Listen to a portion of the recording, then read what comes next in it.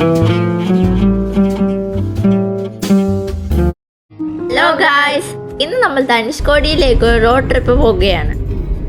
ഈ ജേണി നമ്മൾ ട്രിവാൻഡ്രത്തിൽ നിന്നാണ് സ്റ്റാർട്ട് ചെയ്യുന്നത്. അതുകൊണ്ട് തന്നെ ഞങ്ങൾ നാഗർകോൾ റൂട്ടാണ് എടുത്തത്. പോകുന്ന വഴി നമ്മൾ കുറേ വാഴത്തോപ്പുകളും മൗണ്ടെയ്ൻസും സോൾട്ട് ഫാക്ടറീസും വിൻഡ് മിൽസും പിന്നെ പാം ട്രീസും അതേപോലെ തന്നെ കുറേ സീനിക് സ്പോട്ട്സും നമ്മൾ കണ്ടിരുന്നു. അപ്പോൾ ഇടയ്ക്കിടയ്ക്ക് നിർത്തി പോവുകയാണെങ്കിൽ നിങ്ങൾക്ക് ഈ സീനിക് സ്പോട്ട്സിൽ ഫോട്ടോ എടുക്കാനും അതിൻ്റെ ബ്യൂട്ടി എൻജോയ് ചെയ്യാനും പറ്റും. ഇത് പാമ്പൻ റോഡ് ബ്രിഡ്ജ്. ഇതിന് പാരലായിട്ടാണ് പാമ്പൻ റെയിൽ ബ്രിഡ്ജ്. ഇത് ഇന്ത്യയിലെ ഫസ്റ്റ് സീ ബ്രിഡ്ജാണ്. ഈ ബ്രിഡ്ജിൻ്റെ നീളം 2.07 കിലോമീറ്റർ ആണ്. ഇത് 1914 ഫെബ്രുവരിയിലാണ് കമ്മീഷൻ ചെയ്തത്. ഈ പാലം ഇന്ത്യയുടെ മെയിൻലാൻഡായ മണ്ഡപവും പിന്നെ പാമ്പൻ ഐലൻഡ് അല്ലെ രാമേശ്വരം ഐലൻഡായി കണക്ട് ചെയ്യുന്നു. 1964 സൈക്ലോണിൽ ഈ പാലത്തിന് നല്ല കേടുപാടുകൾ സംഭവിച്ചിരുന്നു. കുറച്ചുനാൾ രാമേശ്വരം ധനുഷ്കോടിയും ഒറ്റപ്പെട്ടു പോയിരുന്നു.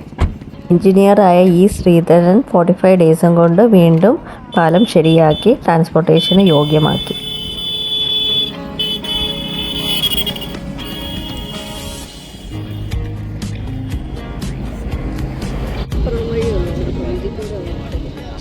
ഈ ബ്രിഡ്ജിൽ ഇടയ്ക്കിടയ്ക്കായിട്ട് കുറേ മോഡിഫിക്കേഷൻസ് നടത്താറുണ്ട്.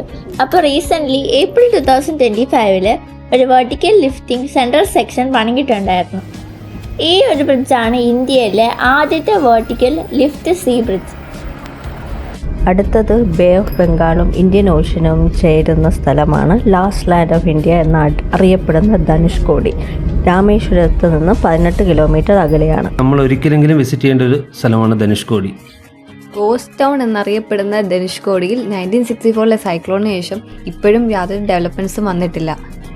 ഇവിടുത്തെ ബീച്ചസും പിന്നെ ഗോസ്റ്റ് ടൗണിലെ റൂയിൻസും ലൈറ്റ് ഹൗസ്, ഡാം സേതു പിന്നെ പല പിൽഗ്രിം സെൻറ്റേഴ്സാണ് ഇവിടെ മെയിൻലി ഉള്ളത്. അങ്ങനെ ധനുഷ്കോടിയുടെ എൻഡ് പോയിന്റിൽ എത്തുമ്പോൾ നമുക്ക് നമ്മുടെ നാഷണൽ എംബ്ലം ഓഫ് ഇന്ത്യ കാണാം. ധനുഷ്കോടിയിൽ നിന്ന് ശ്രീലങ്കയിലേക്ക് വെറും 18 കിലോമീറ്റേഴ്സേ ഉള്ളൂ. ഇവിടുത്തെ beautiful light blue greenish beaches ആണ് ഇവിടുത്തെ മെയിൻ അട്രാക്ഷൻ. ഇവിടെ ഫ്രഷ് സീ ഫുഡ് കിട്ടുന്ന ഒരുപാട് ചെറിയ കടകളുണ്ട്. അതുപോലെ തന്നെ ഈ സീന്ന് കിട്ടുന്ന മെറ്റീരിയൽ വെച്ച് ഉണ്ടാക്കിയ ഐറ്റംസ് ഇവിടുത്തെ ചെറിയ സ്റ്റോൾസിൽ വിൽക്കുന്നുണ്ട്.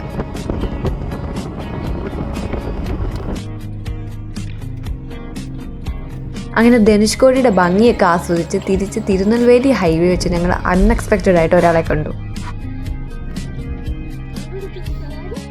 ഞങ്ങൾ തിരുനെൽവേലി മെയിൻ ട്രാഫിക്കിൽ നിന്ന് ഡീവിയേഷൻ എടുക്കാൻ പോകുന്നതിൻ്റെ തൊട്ട് മുമ്പേ എന്നുവെച്ചാൽ ഒരു 2-3 കാർ മാത്രമേ ഞങ്ങളുടെ മുന്നിലുണ്ടായിരുന്നുള്ളൂ. അപ്പോഴത്തേക്ക് ട്രാഫിക് സ്റ്റോപ്പ് ചെയ്തു. റോഡിൻ്റെ സൈഡിൽ കുറേ ആൾക്കാർ നിൽപ്പുണ്ടായിരുന്നു. അപ്പോൾ തന്നെ ഞങ്ങൾക്ക് തോന്നി ഇതിൽ അറിയപ്പെടുന്ന ആരെങ്കിലും വരാൻ പോകുന്നതെന്ന്. അങ്ങനെ കുറച്ച് സെക്കൻഡ് കഴിഞ്ഞപ്പോൾ ഒരു വണ്ടി വന്നു. ഞങ്ങളെല്ലാവരും ഞെട്ടിപ്പോയി. കാരണം അതിപ്പോൾ ഈ മെയ് 2026 എലക്റ്റായ തമിഴ്നാട് CM ആയ വിജയ് ആയിരുന്നു. അപ്പോൾ അത് എലക്ഷൻ ക്യാമ്പയിൻ്റെ ഭാഗമായിട്ട് തിരുനെൽവേലി ഹൈവേയിലൂടെ പാസ് ചെയ്ത് പോയപ്പോഴാണ് ഞങ്ങൾ കണ്ടത്. ഞങ്ങൾ 1 മിനിറ്റ് നേരത്തെ അല്ലെങ്കിൽ 1 മിനിറ്റ് ലേറ്റ് ആയിട്ടായിരുന്നു ഈ തിരുനെൽവേലി പാസിൽ കൂടെ പോകുന്നതെങ്കിൽ ഞങ്ങൾക്ക് ഈ moment മിസ്സാവുമായിരുന്നു.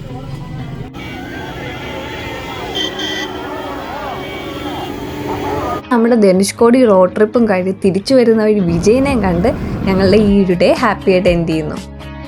Bye guys, we'll come